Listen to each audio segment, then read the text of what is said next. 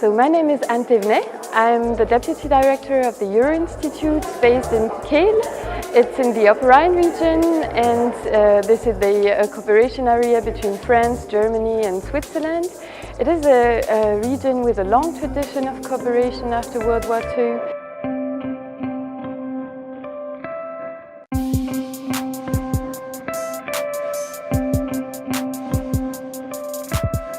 The fact is that the obstacles comes if you cooperate.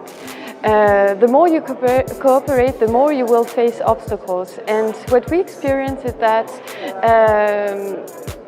when you cooperate, you talk about some features and you come to an obstacle. Then the first step is to identify the obstacles, to have also a sort of common comprehension of the obstacles, because on the French side you can have one vision of the obstacles, on the German another, and maybe on the Swiss side a third one.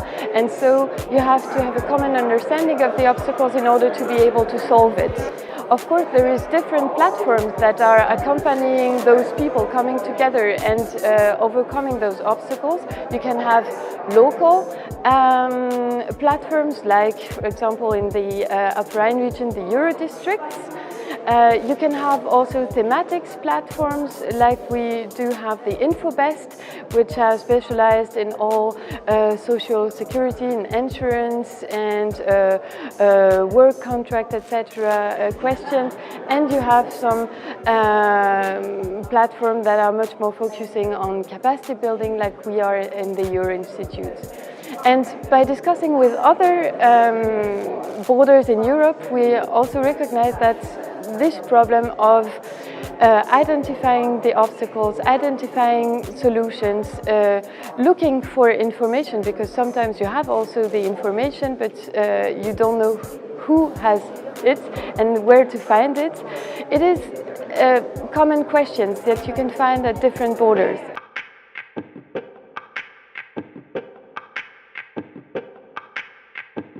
Our region is quite well integrated and has a long history of cooperation. Nevertheless, some obstacles do still exist, and every now and then even new ones emerge. I'm Frederick Siebenhaar, Project Manager at the Euro District Pamina. The Euro District Pamina is a local grouping for cross-border cooperation in the northern Upper Rhine Valley between Germany and France. The Euro District is covering about 6,500 square kilometers and has 1.7 million inhabitants, out of which 16,000 are cross-border commuters, mainly commuting to work from France to Germany. Sometimes obstacles are physical, like the lack of bridges across the Rhine, but mainly people are confronted with legal and administrative obstacles, like, for example, missing mutual recognition of diplomas in numerous professional domains, or gaps in the ticketing systems of local public transports. Those obstacles and problems can't always be solved on a local level where we, the Euro District, are operating. That's why it's quite important that we maintain very good relationships with the regional, the national and the European level, so that we can forward our on-site experiences to them.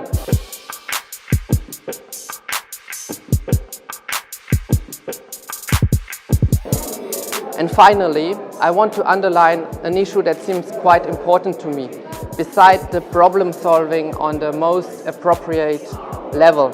It is the mutualization of competences, bringing together the right stakeholders to tackle specific issues in a cross-border context without substituting the competence structures has led to the best results at the Euro District Pamina, where we are working in the cross-border cooperation. And I don't forget, when I'm talking about that, the important role which Interreg programs have played during the last 25 years and still continue to play.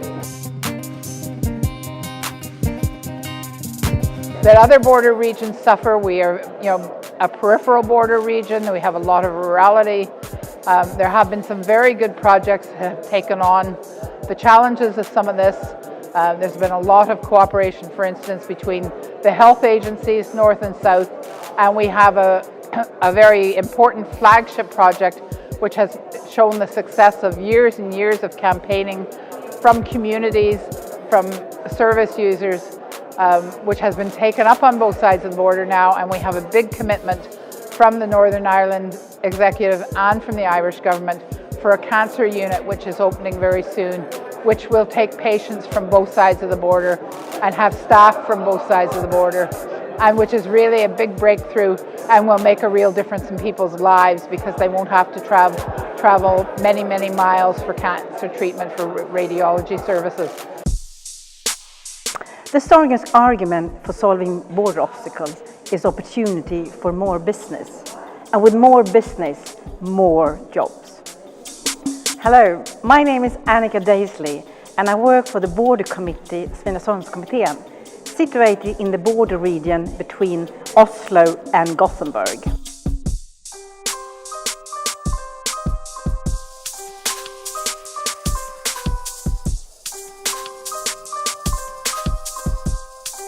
The work on eliminating border obstacles within the Nordic region is managed by the Nordic Council of Ministers, a collaboration between the Nordic governments and parliamentarians, not in the EU as one might think. Traditional citizen has been a focus on the Nordic border work, and obstacle for trade and industry has had a lower priority until now. Border obstacle for trade and industry means different things depending on where we are. Are we at EU's external border between Sweden and Norway, or at EU's internal border between Sweden and Denmark?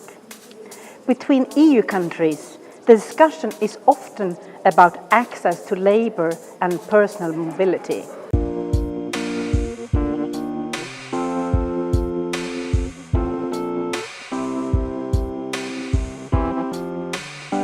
Large attracting regions are the winners of the future.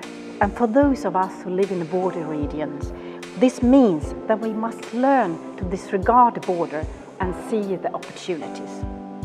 And there is a tremendous potential in solving border obstacles, because it's all about how to generate jobs and boost business. Thank you.